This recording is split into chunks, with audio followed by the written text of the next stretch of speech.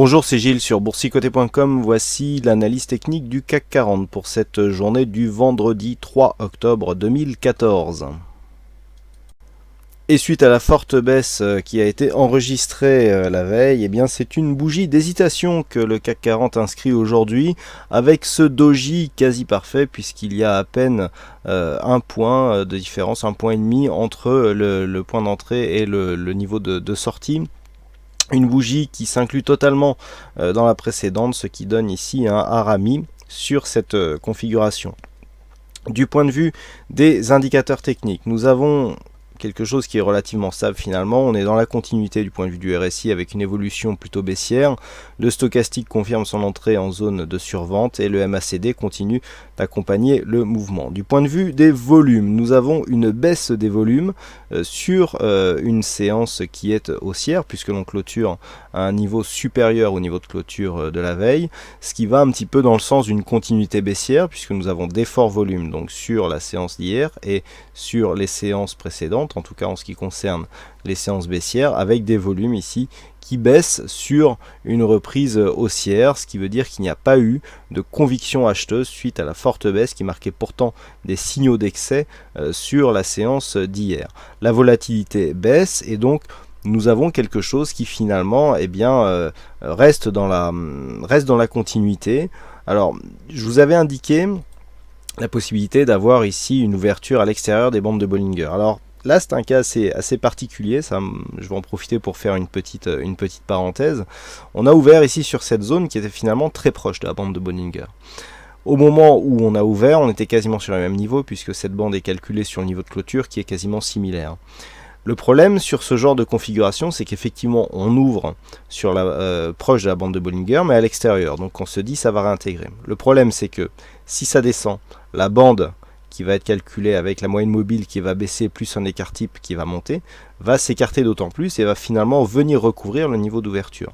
Idem, si on monte, on va avoir en fait des cours qui montent, la bande qui se resserre, mais des cours qui vont finalement réintégrer plus rapidement que le resserrement de la bande l'intervalle entre les deux bandes de Bollinger. Donc sur ce setup, c'est injouable le fait de se dire, hier je vous disais, on n'a statistiquement qu'une bougie entièrement à l'extérieur des bandes de Bollinger par an.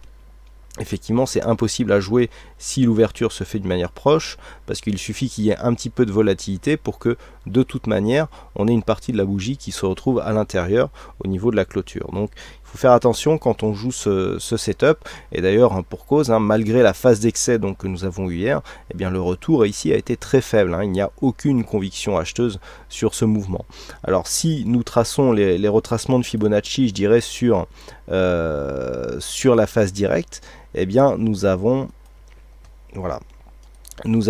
par rapport à la tendance directe, on va prendre vraiment la tendance court terme, on a quelque chose qui revient à peine tester le retracement des 23,6% de Fibonacci et on voit que le rebond n'a pas eu lieu du tout. Si on s'en tient à la bougie d'hier, donc on va retracer le Fibonacci et on va l'étudier ce Fibonacci. Voilà, on vient ici. Donc on va se rapprocher un petit peu.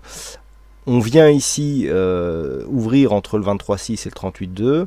On revient tester ici un autre retracement. Je vais vous en reparler de celui-là. On vient tester le 38,2 et puis on clôture au milieu. On voit que un autre niveau sur lequel je vais attirer votre attention ici, c'est le niveau des 50%. Pourquoi ? Lorsque nous avons des bougies comme ça en quasi Morubosu parfait étant une bougie sans ombre, on a juste une petite ombre haute ici, nous avons une résistance naturelle qui se fait sur le milieu de cette bougie. Et là, on peut se rendre compte que le retracement des 50% correspond à peu de choses près au niveau des 4309, zone que je vous avais indiqué hier comme une zone majeure. Si maintenant on retire ce niveau de Fibonacci et que l'on écarte un petit peu. Ce que nous pouvons remarquer donc, c'est que par rapport à cette phase d'excès, le rebond ici est très contenu. On n'est pas revenu chercher la zone des 4309, on a été très hésitant, pas tant de volume que ça finalement, tout juste dans la moyenne, et aucune velléité haussière pour revenir sur une zone de consolidation un peu plus forte, avec notamment cette zone qui était visée à 4309. Cette zone des 4309 est aussi le 50% de l'intégralité de cette phase de tendance. On le voit bien ici. Donc c'est vraiment sur ce niveau que va se cristalliser la tension pour un retour ici en rebond technique suite à cette phase de baisse. S'il n'y a pas de relais baissier qui se caractériserait donc par une rupture, et je vais y revenir donc de cette zone des 61,8 qui reprend justement de l'importance, s'il n'y a pas de rupture de cette zone et à terme de rupture de cette zone des 4227, on aura une première impulsion certes, mais sans suivi, et donc on pourra viser un rebond technique. Rebond technique donc qui devrait au moins revenir sur cette zone des 4309, voire supérieur. On peut viser jusqu'à 3340 ici, cette zone de point bas, voire en dernière extension 4357. Maintenant, le fait d'avoir cette bougie ici si hésitante après une si forte bougie inscrit un harami. Alors le harami est une figure de retournement, ce n'est pas une figure très puissante, hein. Le harami est peut-être même une des figures de retournement les moins probables, c'est-à-dire qui donne le moins de probabilité de retournement parmi toutes les figures de retournement qui existent. Mais là c'est renforcé par une bougie ici, la première bougie très grande et très forte avec très peu d'ombre, et une deuxième bougie en doji quasi parfait. Donc le harami ici peut effectivement impulser un rebond. Pour valider ce harami, il faudra une bougie qui valide le retournement, donc une bougie si possible fortement haussière. Alors par rapport à tout ce que je vous ai dit, donc on a cette zone des 4309, on validera un harami et donc un retournement, par exemple avec une ouverture entre cette zone ici du corps de la bougie et 4309 et un retour par exemple sur cette zone des 4357 points. En absence de signaux, on est toujours dans une tendance baissière puisque depuis ici ce point haut, puisque nous avons eu ici, je vous le rappelle, l'objectif du double top qui a été réalisé, en absence de rebond, qui reviendrait ici, il n'y a pas de retournement, on est vraiment dans une tendance baissière ici, avec des nouveaux points bas, des petites phases de rebond. Si par exemple on reste sous cette zone des 4309, eh bien il faudra s'attendre à avoir, si on commence à hésiter ici sous cette zone, il faudra s'attendre à avoir un retour de la dynamique qui se caractérisera par rupture de cette zone de point bas significatif et attaque de la zone des 4226 points. Donc les zones à surveiller pour lundi, eh bien, ça sera cette zone ici des 4309 points et en cas de franchissement, un retour sur 4355. Si on revenait sur cette zone, rien ne serait gagné puisqu'on n'aurait fait que valider ici un ancien support comme une nouvelle zone de résistance. Comme nous sommes vendredi, avant d'aller plus loin, je vous propose une vue hebdomadaire des marchés. Voilà ce que nous avons. Donc la semaine dernière, nous avions ici un début d'attaque avec ici une attaque sur le 38.2 et je vous indiquais que tant qu'on n'allait pas plus loin, c'est le même retracement que ce que nous avons sur la vue daily, tant qu'on n'allait pas plus loin, on pouvait rebondir et confirmer donc une dynamique. Le problème c'est que là, on confirme le retournement. Donc d'ailleurs si on affiche les signaux, les indicateurs, pardon, la semaine dernière on avait un retournement du MACD qui nous indiquait une possible poursuite du mouvement baissier. Et bien là c'est ce que nous avons eu. Dans la loi de Dow, on reste ici dans un flux baissier avec une augmentation de la volatilité qui est bien caractéristique ici, les volumes qui augmentent aussi, le MACD qui se retourne, on invalide un signal haussier sur le stochastique, il n'y a guère que le RSI qui nous donne une relative neutralité. Donc on a ici tous les éléments qui nous donnent un retournement de tendance. Si on se place dans la suite du mouvement que nous avons là, nous avons cette phase de hausse, rupture ici. Ensuite, on revient, donc première zone de point bas, on rebondit et on commence à repartir à la baisse. Si on compare ici avec ce précédent point haut, on va maintenant se rapprocher, si on compare avec ce précédent point haut, succession de points hauts ici qui est baissier, il suffit ici d'avoir une accélération du mouvement suivie d'une cassure des 4109 points, pour avoir une inversion de tendance suite à la rupture de cette zone de support. Et donc nous étions ici dans un biais moyen terme haussier. Rupture ici, on neutralise le biais moyen terme. On attend de voir ce qui se passe au niveau des points hauts, points bas. On inscrit donc un point bas de référence. On inscrit un point haut qui est inférieur à celui-ci. Donc là déjà, on a déjà un premier signal de possibilité d'inverser le sens de la tendance. Le fait d'avoir ici cette phase d'accélération, on n'est pas du tout survendu d'un point de vue hebdo, donc on peut continuer à accélérer ici, il n'y a aucun excès sur la vue hebdomadaire. Ça c'est très important. Autant on peut avoir des excès court terme pour viser des petits retours sur le daily, mais là quand on se met en hebdomadaire, il n'y a aucun excès actuellement. Donc on peut, dès la semaine prochaine, tout à fait continuer à descendre ici, à imprimer un mouvement baissier. Et s'il y avait, la semaine prochaine ou les semaines suivantes, une rupture de cette zone des 4109, eh bien nous aurions le signal ici d'un changement de tendance, avec cette tendance moyen terme qui passerait baissière. Donc attention à surveiller ici d'un point de vue hebdomadaire cette zone des 4109 points. Donc d'un point de vue daily, on retrouve cette zone des 4109 points. On voit qu'on a encore un petit peu de temps quand même, à moins qu'il y ait une autre accélération avec une cassure rapide. On a le temps quand même de voir venir.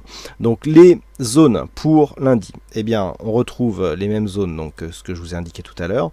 Zone de neutralisation entre 4226 et 4309. Pourquoi ? Si on ne dépasse pas 4309, il n'y aura pas de bougie haussière pour valider le harami, donc pas de signal de retournement. Le point bas ici est un point bas significatif juste après le point bas de la veille qui s'est un petit peu arrêté au milieu de nulle part. Donc on aura ici une zone de neutralisation de la tendance court terme au sein d'une tendance de fond qui reste tout de même baissière. Au-dessus des 4309 points, nous l'avons vu, c'est la zone médiane ici de ce Morubosu. Si on casse la zone médiane du Morubosu, on commence à l'affaiblir et donc nous aurons nos premiers signaux d'un possible retournement à la hausse court terme sur une rupture haussière de cette zone des 4309. Deuxième élément, ici la zone 4340-57 points. Pourquoi ? Zone de support, ancien retracement des 38,2, zone de support. Si on arrive à casser cette zone de support comme cette résistance qui est un ancien support, on invalidera un setup assez connu avec ici que nous avions eu ici, zone de support qui s'est transformée en zone de résistance, c'est baissier, on casse et donc on fait la même chose avec le suivant. Donc si on reste par exemple sous cette zone des 4346, eh bien ça sera un signal de poursuite du mouvement baissier. Donc premier élément pour jouer le rebond et donc le retournement de tendance, 1 4309 par rapport au Morubosu et donc à cette phase majeure, à cette zone majeure, pardon, et 2 cassure de cette zone 4347-57 pour justement ne pas rentrer dans le setup, un ancien support devient résistance. Donc c'est simplement sur une cassure éventuelle de cette zone de point haut, qui du coup, si elle arrivait dès lundi, eh bien validerait le harami et donc un signal de retournement. Ce n'est que donc sur une rupture haussière de ce niveau qu'on validera un rebond technique. Enfin, un rebond avec une possibilité de retournement. Neutralisation du mouvement donc entre 4309 et 4225 et accélération donc baissière avec un objectif 4109, alors 4109 que l'on retrouve de l'analyse, de la vue hebdo, mais qui est aussi un objectif daily, puisque en cassant cette zone ici des 61,8%, eh bien on augmente la probabilité d'avoir un retracement total, à savoir un retour sur 4109 points. Voilà ce que l'on peut dire donc sur cette analyse technique du CAC 40. Alors aujourd'hui il y avait un fixing, c'est Ducel qui gagne sur cette session, bravo à toi. Vous êtes de plus en plus nombreux à suivre les signaux de trading qui sont donnés en direct sur boursicoté.com et sur le compte Twitter. Il y a vraiment un gros engouement sur ces signaux de trading. N'hésitez pas à me suggérer des idées sur la rédaction ou sur la manière de diffusion de ces signaux. Je ne pensais pas que ça allait créer un tel engouement, mais c'est vraiment quelque chose qui vous plaît. Et en plus, c'est vrai que les track records étant positifs et les signaux étant de bonne qualité actuellement, je comprends aussi quelque part cet engouement. Mais n'hésitez pas à donner vos suggestions. C'est un service qui est neuf, il peut encore y avoir des bugs. Il y en a eu un petit cet après-midi avec des tweets encore qui ont été envoyés à répétition. Ça va se résorber au fil du temps, le temps que je mette au point tous les systèmes. Voilà, et puis donc au niveau des statistiques, alors on est sur une configuration assez rare, très peu d'occurrences donc sur cette phase. Alors a priori la suite statistiquement serait plutôt haussière, mais il y a tellement peu d'occurrences que j'aurais du mal à à mettre vraiment une grosse statistique hein, sur cette configuration. Donc a priori, on ne devrait pas avoir de trade optimum sur cette configuration. Malgré tout, les algos qui travaillent actuellement sur le système ouvrent des positions à la hausse. Alors vous avez pu voir aujourd'hui hein, des positions donc, qui ont été ouvertes à la hausse à l'ouverture. On est passé assez près du stop hein, qui était il me semble sous les 4250. On est revenu ici, on a commencé à marquer un gain et il y a un setup qui protège la position à partir d'un certain niveau de gain, donc on l'a eu quasiment sur le plus haut. Et donc suite à une rechute, eh bien, on est venu sortir de la position, donc ce qui veut dire qu'en fait on a eu un manque de conviction qui a été détecté par le robot, et donc plutôt que de s'entêter à rester à contre-tendance, puisqu'en étant long on est quand même à contre-tendance, eh ben le setup préfère sortir, hein, donc en préférant un résultat nul que une grosse perte, hein, si les cours repartent ici à la baisse. Voilà donc pour cette analyse technique un peu plus longue que d'habitude. Il ne me reste plus donc à vous souhaiter à toutes et à tous un bon week-end, bonne chance dans vos prochains trades, et on se retrouve donc dès la semaine prochaine pour plein d'autres analyses techniques sur le site boursicoté.com. Bon week-end à tous.